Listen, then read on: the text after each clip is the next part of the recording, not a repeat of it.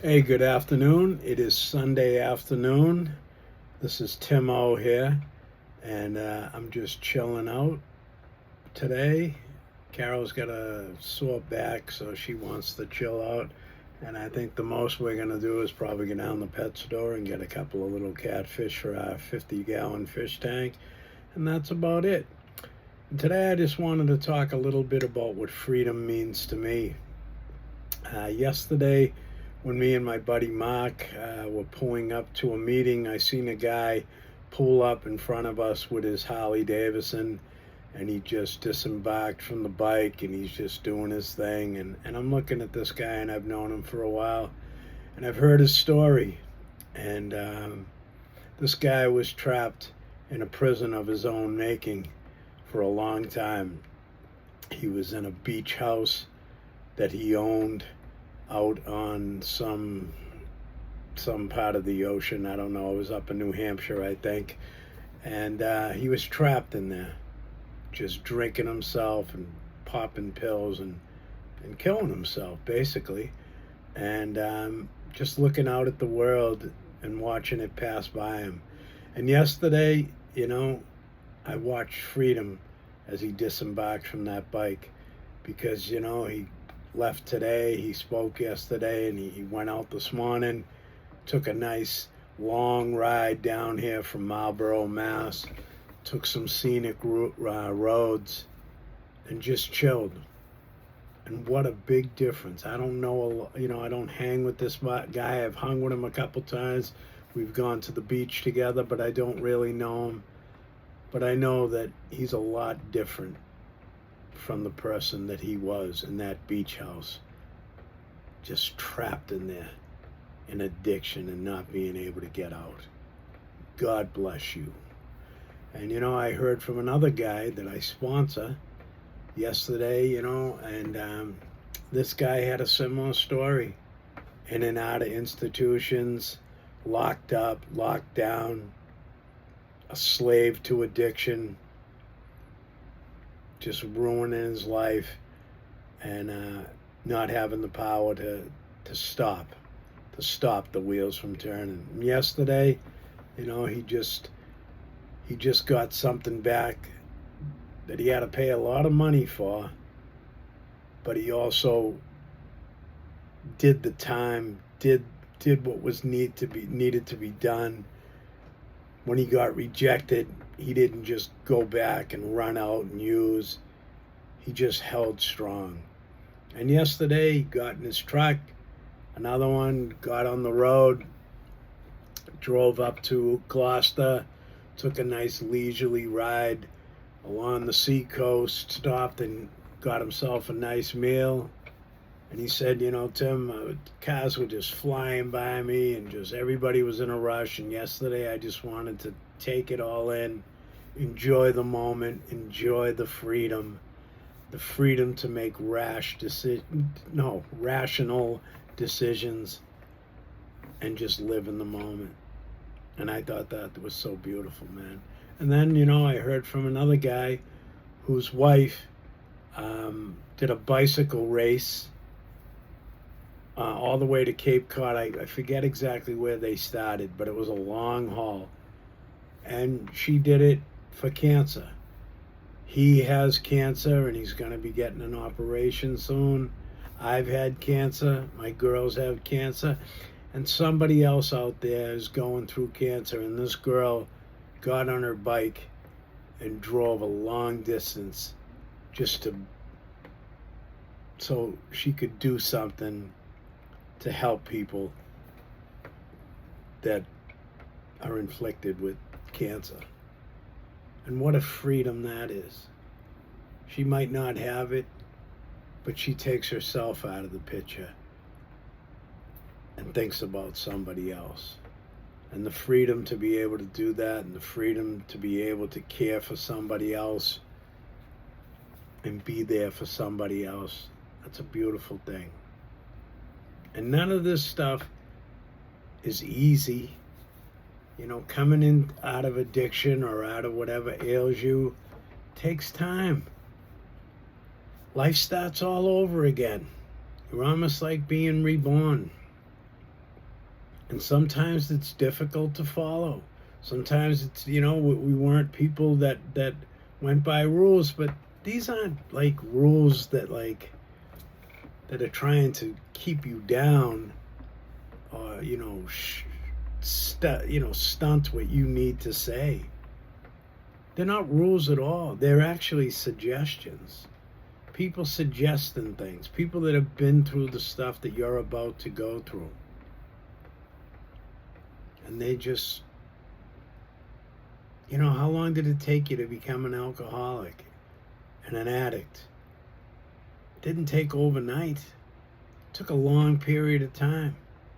And sobering up and getting clean, it takes time. But those promises that they say, they start coming true. And maybe not in all the way that we want it, but we get our lives back again. We get the freedom of choice, and that is huge, man. That's what freedom means to me. Everybody's got their definition of it. But when you're in that stuff and you're in that grip, you don't have a choice. You're doing stuff that you don't even want to do. You're using against your own will. And I don't care if you're the highly educated guy from Harvard or you're the street person without a nickel in his pocket. This thing doesn't discriminate. It takes anybody. And it kills you. And if it doesn't kill you, you walk around like a dead person for so damn long, you get used to that way of life. You take on this role of the guy people, or the woman people pity. And you start getting back your life, you start gaining that freedom again. You don't have to be a slave to the drug of no choice. You start to, get a little bit friendlier. Start to get a little bit more approachable. And people want to support you. And people want to help you and point you in a direction that might, be good for you. The road less traveled, we look at that and it's like, oh God, I can't do this, or I'm not going to talk about this. And usually it's the stuff that you're not doing and the stuff that you're not talking about that's really the thing that's keeping you down. Why can't I get clean and sober? Maybe you should look at that. What aren't you doing? What aren't you saying? What aren't you pulling out of you? It's and the God thing, people get all freaked out about the God thing. Listen, you believe in the meeting, group of drunks, group of druggies, good orderly direction. You don't have to believe in whatever you don't want to believe. In time, you will find your way. You go into these meetings, it's a friendly atmosphere. They ain't trying to tell you to screw. They ain't ripping you off. They ain't punching you in the face, kicking you when you're down. They're not doing that. They're trying to build you up, man. And they allow you to say what you need to say. And nobody's, most people are wagging their heads. They're not like, oh my God, get out of here. The outside world, they hear you talking about some of the stuff that you've experienced or been through or done.